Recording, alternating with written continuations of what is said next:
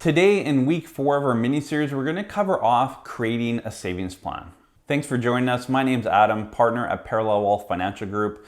Thanks so much for joining us in this channel. Hopefully you've been watching some of the videos leading up to this one. This is week 4, and again, we're going to talk about creating a savings plan, how to do that, where to do it, and what to focus on when saving for either short-term or long-term savings. So your savings plan need to be built behind two things, which is your budget and your goals. So based on your budget, if you have $50 extra every month that you can put away for savings, then that's your number. If it's 500 or 5,000 or 50,000, whatever that number is, that's your number. So again, it's really built off your budget. So make sure that you take a step back, build a budget, free up as much cash flow as you can in that budget, because the more free cash flow, the more we can put into our savings plan, which allows us to save more for retirement, more trips, bigger home, different car, whatever it is that you're saving for.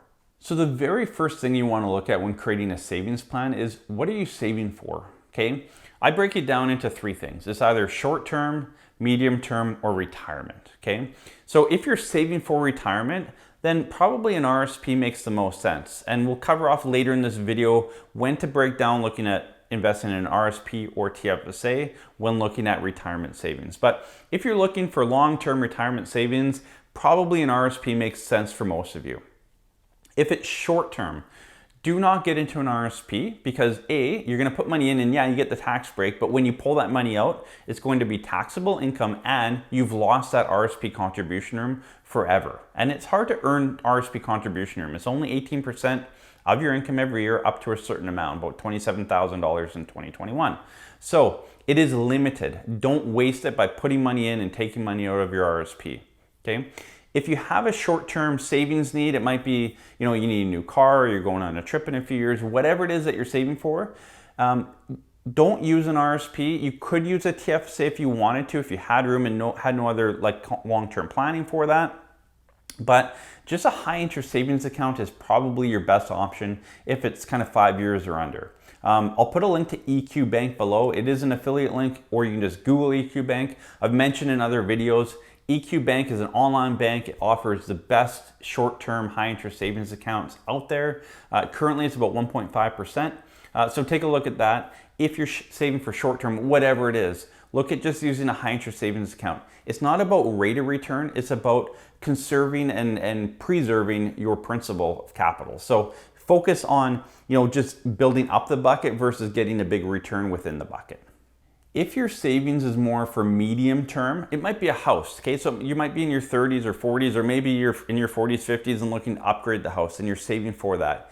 If you've never owned a home before, or if you haven't owned a home in the last 4 years, you can take advantage of the home buyer's plan, which is when you can pull up to $35,000 out of your RRSP to use for a home purchase. But again, you cannot have owned a home, or you or your spouse or common law partner, for the last 4 years. So even if you got married, let's say, and your spouse had a property and sold it, you'd have to wait 4 years. So just be aware, there are some rules around that. But if you could qualify, a home buyer plan makes a lot of sense. You can get the tax breaks now. You can each have up to $35,000 in your RSP that you can take out, and then you have 15 years to pay that back. So it's a good strategy to use. Again, it gives you a tax break now. You can get that money out tax-free, and you have a long period of time to pay it off. So it is a good strategy. Again, sit down with your tax professional or financial planner to break it down to make sure it makes sense for you. One time, where we don't look to use a home buyer plan for our clients is if their income is expected to grow maybe exponentially over the next few years. You're getting a tax break now, but as you have to pay back that loan, you're losing out on tax breaks at a much higher tax rate down the road. So I won't get too much into that in this video, but if you're looking to use a home buyer plan and you expect your income to increase substantially over the next few years, it may not be the best strategy. Outside of that, home buyer plan is a great strategy.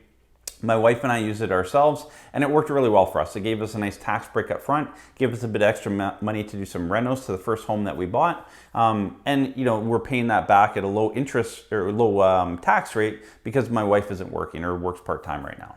If your savings is kind of medium to long term, but you don't want to use a home buyer plan, maybe it is for a home upgrade, but because you already have a home, you can't use a home buyer plan, then a tax-free savings is a great place to put that, okay? But again, you need to at least a 5-year window to be able to invest. Again, stock markets go like this. We know that. Anyone that's invested in stocks knows that there's ups and downs to it. So the reason you don't want to invest in the stock market short term when creating a savings plan, so if you're saving for a home, you don't want to have to pull out to buy that home when the market is down, okay? So if you look at, say, March, April 2020, if you felt like, hey, now's a great time to get into the market, your portfolio could be down 20, 30, 40%. Not a great time to pull that out. So if you are saving medium term for a purchase and it's more than 5 years and you make that choice to get into the market, just make sure as you get closer to needing that money that you draw back on your risk and maybe, slowly take it out and get it into a high interest savings account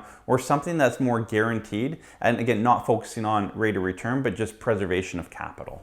So I've said it before on this channel, I'll continue to say it. Leading up to maybe through your 20s, 30s, into your 40s, the focus needs to be on budget, not carrying any debt, not bringing on any new debt, just living within a budget, living within your means, and building up and saving as much as you can.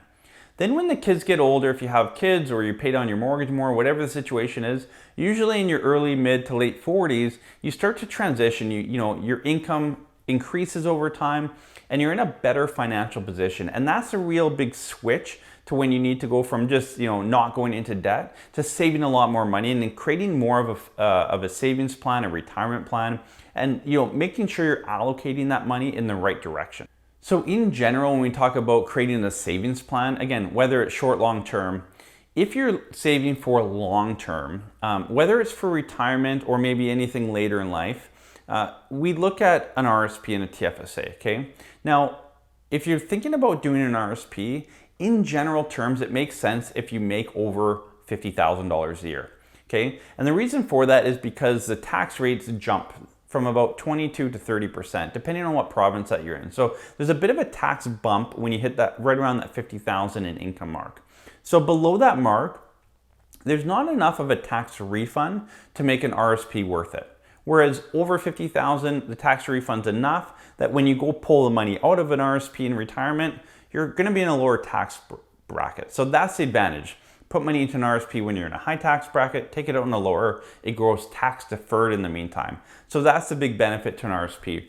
If you're in a lower tax bracket, look to use a TFSA, even for retirement savings. Walking into retirement with a TFSA is a great plan to have. It allows you to pull money out tax-free and creates a lot more flexibility for you in your retirement years.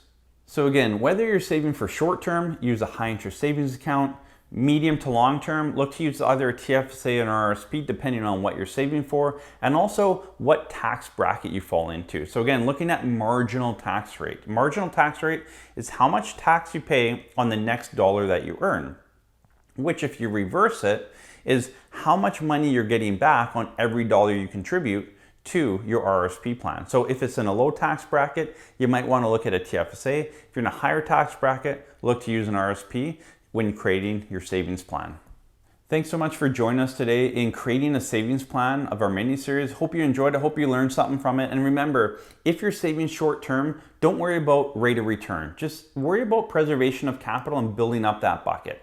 Long-term planning, figure out what your investment risk is and create a plan around that for sure. But short-term, a lot of people come to us and say, I have a 2 to 3 year window. I need the biggest rate of return I can get. The risk is too high. So just focus on preservation of capital. It'll go a long ways for you, I promise. And remember, stick to your budget and create as much free cash flow. More free cash flow means more for short and long-term savings.